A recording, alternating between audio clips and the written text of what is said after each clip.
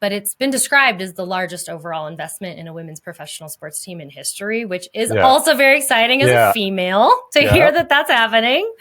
We have such a great ownership team, you know, and Rob Cohen and all his stakeholders. They just really value bringing this team to Denver. They love Denver, and it's just really a wonderful, you know, situation. The city of Denver stepped up. They see how this is going to, you know, tie the neighborhoods together and be this incredible place, you know, and not just a venue, but really a community staple. You know, that activation with the park is so critical. And I loved when we kicked off the design process and hearing from Rob and Jessica Bergman.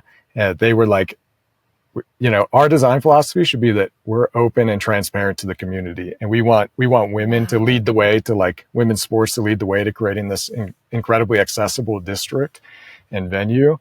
And I just love that, you know, like Jessica was really pushing us. She's like, you know, traditionally sport venues like stadiums and arenas, they kind of close themselves off, you know, you have to access and cross this threshold. And she was like, we want to be viewed as accessible as possible and a part of the community. And so, you know, for the venue days, it's going to be amazing. And the activation back into the park and future development will be so, you know, incredible. But on the dark days, the non-game days, this park is going to be, you know, accessible to this entire community and neighborhood, an area that doesn't have that, right? So they're going to use it as their living room. They're going to take in these mountain views. They're going to, you know, it's such a great dialogue between the two. And, you know, we were really kind of like sensitive about, you know, how we'd sink the stadium down a little bit and get the view sheds just right, you know, and set up a really nice kind of vignetting with trees and everything. So the park is going to be such a great community asset to the